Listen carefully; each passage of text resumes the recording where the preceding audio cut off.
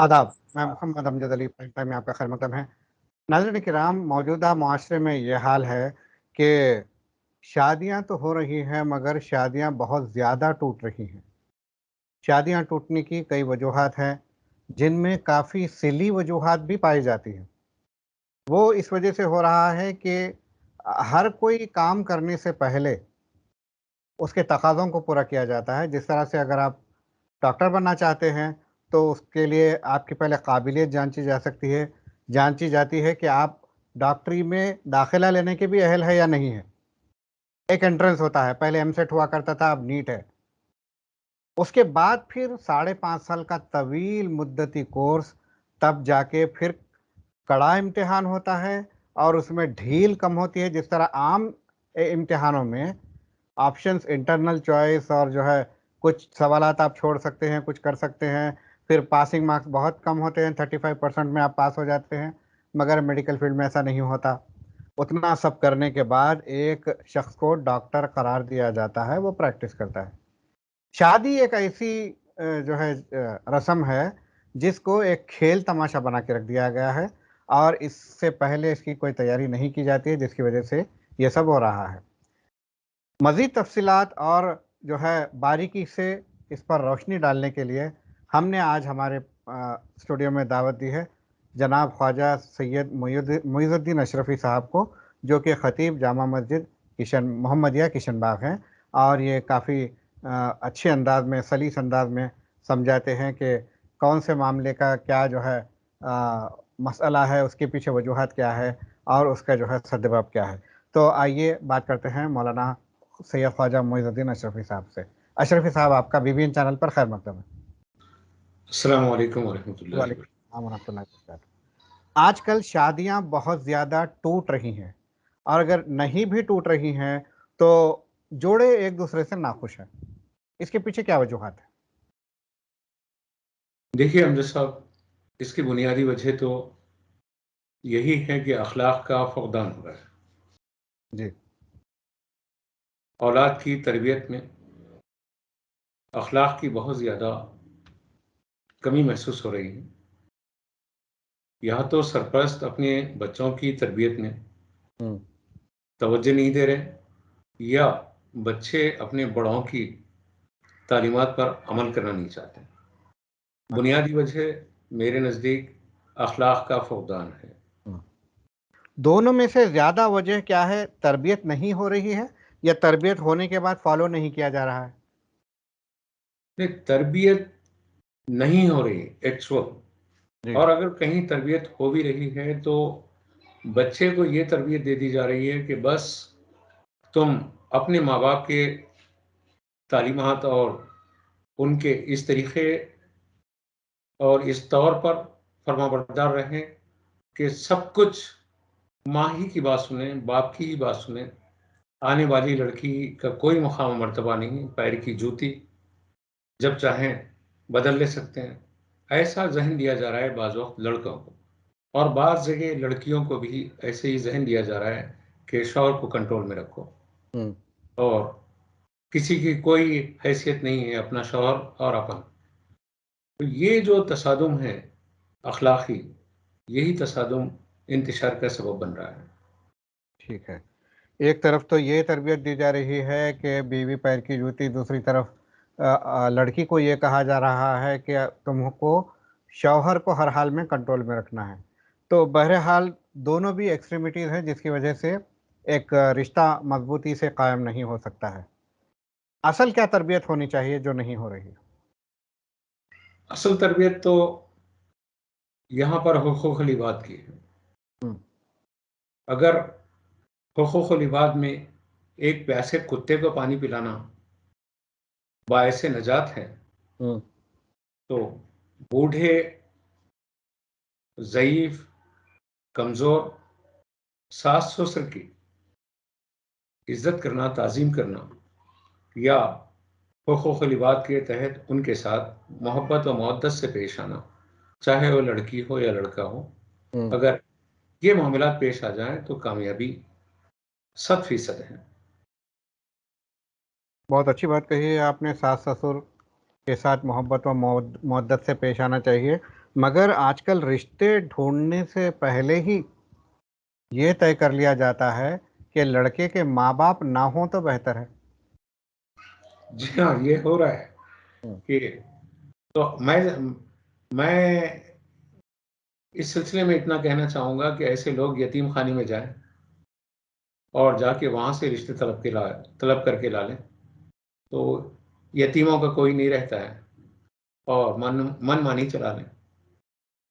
जब आप ख़ानदान और क़बीलों को देखेंगे, तो नतीजतन ये सारे रिश्ते दोनों तरफ से भी ए, शादी के इस बंधन के साथ हुँ। अल्लाह की तरफ से तोहफ़ा बनकर एक ख़ानदान को दूसरे ख़ानदान से मुंसलिक करेंगे।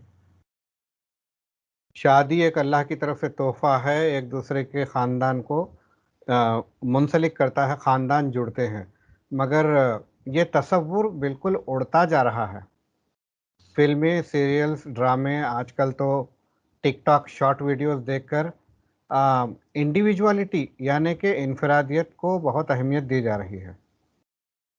अपनी पर्सनल चॉइस, मेरी मर्ज़ी, हाँ, ये अगर मुझे पसंद नहीं है तो तुम मुझे कबूल नहीं है, ऐसा तसव्वुर ज़हन में पनप रहा है। सही बात है और ये तसव्वुर इंसानी माशरे की रेशाबंदियों को मुंतशिर कर रहा है जी, और नतीजा ये हो रहा है कि माहौल कड़वा से कड़वा होता जा रहा है और तलाक की नौबत आ जा रही है। जी। तो क्या होना चाहिए कि ऐसा जो है रिश्तों में बिगाड़ पैदा ना हो और फिर जो है तलाक की नौबत ना आए? बहुत अच्छा सवाल है आज की नशिस्त का कि ज़रूरत इस बात की है कि सारी अखलाकी तालीमात के जवाहिर के साथ-साथ शादी से पहले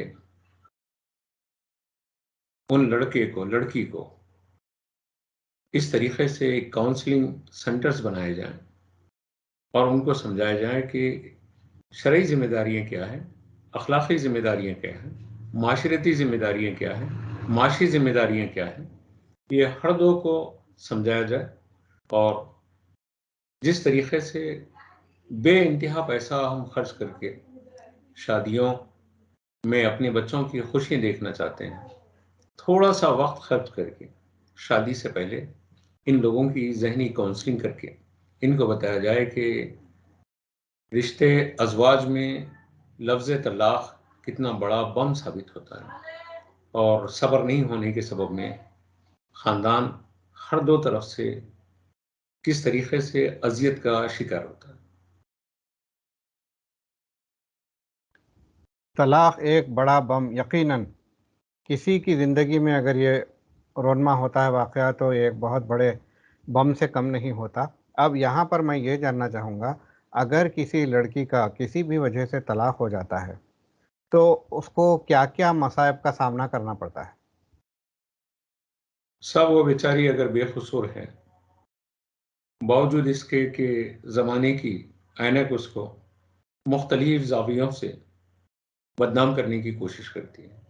अगर वो कसूरवार हैं, तो तब भी और बेकसूर हैं, तो तब भी कि ज़ुबान के तीर चुभते रहते हैं और माशरे में उसके साथ बहुत ही ज़्यादती होती रहती है। एक तरफ तो वो अपनी ज़िंदगी के नाज़ुक तरीन मरहले से गुज़रती है, खुशियों को दफ़ना के वापस अपने माँ-बाप के घर आती हैं और माँ-बाप के पास भी वो खुश नहीं रह सकती, चाहे माँ-बाप कितना भी उसको खुश रखें और माशरा भी उसको अल्फाज़ की इस तरीक़े से अज़ियत पहुँचाकर बेचैन करता है, मुज़तरब करता है।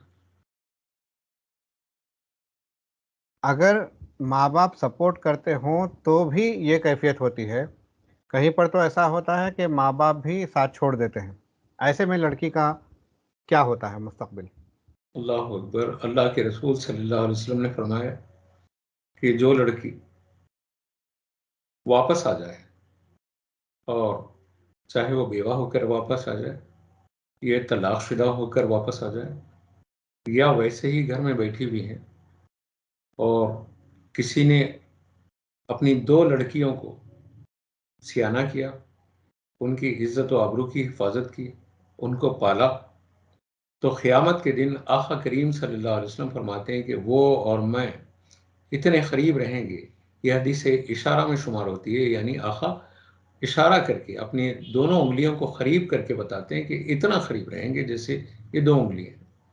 یعنی ان لڑکیوں کی عزت، ان لڑکیوں کا احترام، ان کے ساتھ محبت و مودت رسول کریم صلی اللہ علیہ وسلم کی قربت کا سبب ہے.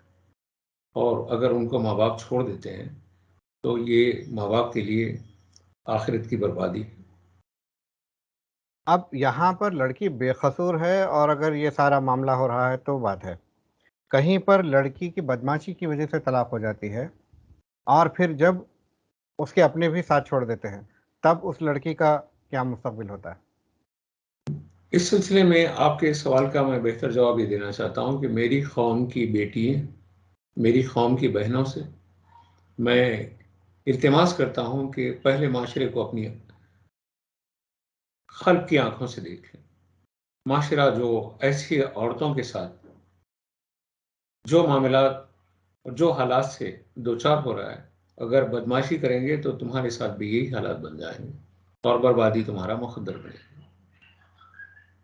کارپوریٹ کلچر ایسا ہو گیا ہے کہ بہت سارے لوگوں کے ساتھ ملنا جلنا ہوتا ہے اور گھر سے زیادہ باہر والے محبت نچھاور کرتے ہیں. تو لڑکی کو یہ سمجھ میں آتا ہے کہ اگر میں نے اپنے شوہر کو چھوڑ بھی دیا تو میرے لیے رشتوں کی لائن لگ جائے گی. کیا ایسا ہوتا ہے؟ سب یہ تصور ہے، لیکن ایسا ممکن نہیں ہے. اگر ایسا ممکن ہوتا تو انسانوں اور جانوروں میں شادی کا جو تفاوت ہے، جو خصوصیت ہے، جو خاص ایک وصف ہے، وہ باقی نہیں رہتا کہ جب تک کہ ایک مرد ایک عورت کی ذمہ داری نہیں لے لیتا، جب تک کہ ایک عورت ایک مرد کے ساتھ وفاداری سے زندگی نہیں گزارتی، اس کی زندگی اور جانوروں کی زندگی میں کوئی فرق نہیں رہتا. جی، دیکھنے میں یہ بھی آیا ہے کہ جب لڑکے بھی طلاق ہو جاتی ہے تو وہ بھی کافی مصائب کا سامنا کرتے ہیں. کیا کیا مشکلیں لڑکوں کو پیش آتی ہے ایسی صورت میں؟ دیکھیے صاحب، ان معاملات میں لڑکوں کو بھی چاہیے بہت صبر کا کام، اور بہت صبر سے جو ہے اپنی زندگی کو گزارنے کی کوشش کریں. چھوٹی سی باتوں پر اختلافات کو مول کر اپنی زندگیوں کو برباد نہ کریں. ایک طرفہ اپنے ماں باپ کا سپورٹ نہ کریں یا بیوی پر یا سسرال پر ظلم نہ کریں. اختلافات کی یہ فضائیں گالیوں سے شروع ہوتی ہیں، چھوٹی چھوٹی باتوں سے شروع ہوتی ہے، طنز سے شروع ہوتی ہے، اور اس کے بعد میں فضائیں بم سے زیادہ خطرناک ہو جاتی ہیں. تو اپنی زبان کو کنٹرول رکھیں.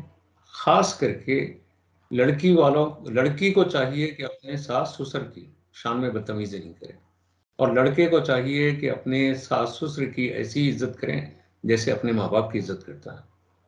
تو نتیجتاً بڑوں کے ساتھ جب محبت سے ایک دوسرے سے پیش آئیں گے تو بچکانی انداز میں کتنے بھی اختلاف ہو جائیں، بڑے بیچ میں آ کے ماحول کو درست کرنے کی کوشش کریں. جب بڑوں کو ہی گالی گلوچ ہوگی ادھر سے اور ادھر سے، بڑوں کو فٹ بال بنانے کی کوشش کریں گے تو نتیجتاً بڑے درمیان سے ہٹ جائیں گے تو بچوں کی زندگی بکھر جائے گی. جی، تو اب آپ کا کیا مشورہ ہے کہ ان حالات کو سماجی طور پہ کیا کرنا چاہیے ان ایسے واقعات کو روکنے کے لیے؟ دیکھیے، خوشی کے لیے ہم شادی میں ہزاروں لوگوں کو بلا رہے ہیں، تو بربادی کے وقت میں بھی اگر حالات کڑوے ہو رہے ہیں تو دونوں طرف سے قرآن یہی بتاتا ہے کہ حکم بلائیں اور جھوٹ کا سہارا نہ لیں. خطبہ نکاح میں قولوا قولا سدیدا کی وہ عظیم الشان آیت کو پڑھا جاتا ہے کہ تم سچی بات کرو، سیدھی بات کرو، صاف بات کرو. اور اختلافات میں ہوتا یہ کہ ایک دوسرے پر الزامات لگائے جاتے ہیں. کاش خطبہ نکاح کو پیش نظر رکھا جاتا، خطبہ نکاح کا ترجمہ سمجھایا جاتا خطبہ نکاح کی آیات پر حلف لیا جاتا، خطبہ نکاح پر ہم احتیاط کرتے تو ماحول کڑوا نہیں ہوتا، بلکہ اس موضوع پر خود میں نے ایک مضمون لیفلیٹ کی شکل میں شائع کیا، اپنے بچوں کی شادی میں بھی تقسیم کیا، خطبہ نکاح اور اس کے تقاضے۔ بہت اچھا، بہت اچھا۔ خطبہ نکاح کا پیغام ہی یہی ہے کہ قولوا قولا سدیدا یصلح لکم اعمالکم یغفر لکم ذنوبکم۔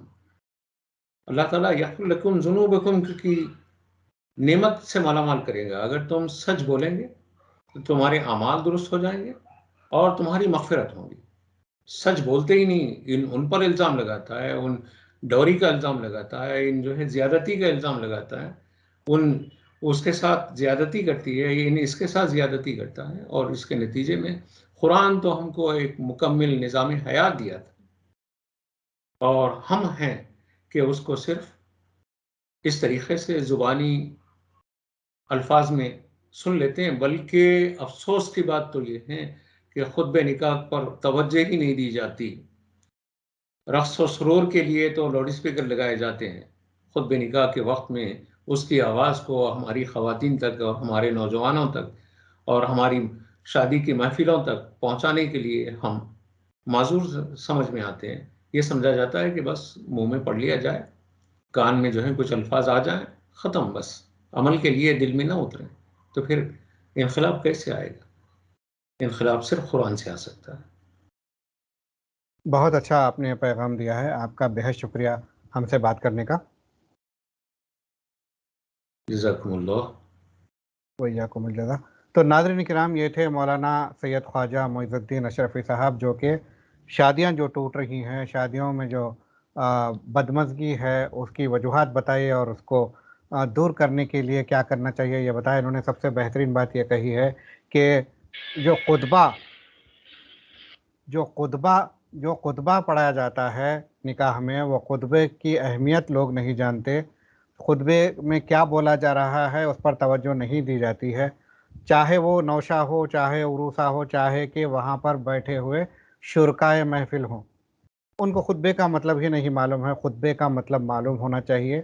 ہر شادی میں ہمیں یہ کرنا چاہیے کہ خطبے کے الفاظ اور اس کا ترجمہ 2-3 لینگویجز میں لکھ کر بانٹنا چاہیے، تاکہ لوگوں کو پتہ چلے کہ شادی میں، نکاح میں ہو کیا رہا ہے، اس کا مقصد کیا ہے، اللہ کا منشا کیا ہے۔ اور اس میں یہ کہا گیا، آپ نے بتایا کہ جھوٹ سے کام نہ لیا جائے، قولوا قولا سدیدا، سچ بولا کرو، سچ پہ چلا کرو، اور پھر جو ہے دیگر اہم باتیں انہوں نے بتائی۔ اگر ہم اصل تک پہنچیں گے، عقد کی روح تک پہنچیں گے، شادی کی روح تک پہنچیں گے، تو میرے خیال سے نہ شادی میں بدمزگی رہے گی، نہ طلاق تک نوبت آئے گی۔ اب دیکھنا یہ ہے کہ لوگ اور جو ذمہ داران ہیں وہ کس طرح سے نوٹ لیتے ہیں، کس طرح سے اپنی شادیوں کو اللہ کے منشا کے مطابق بناتے ہیں۔ اگر بنا لیں تو وہ اپنی بھی اور اپنے مد مقابل کی بھی زندگی سنوار سکتے ہیں، ورنہ زندگی تو عام کتے بلی کی طرح اجیرن بنتی جا رہی ہے۔ ہمیں دیجیے اجازت، شب بخیر۔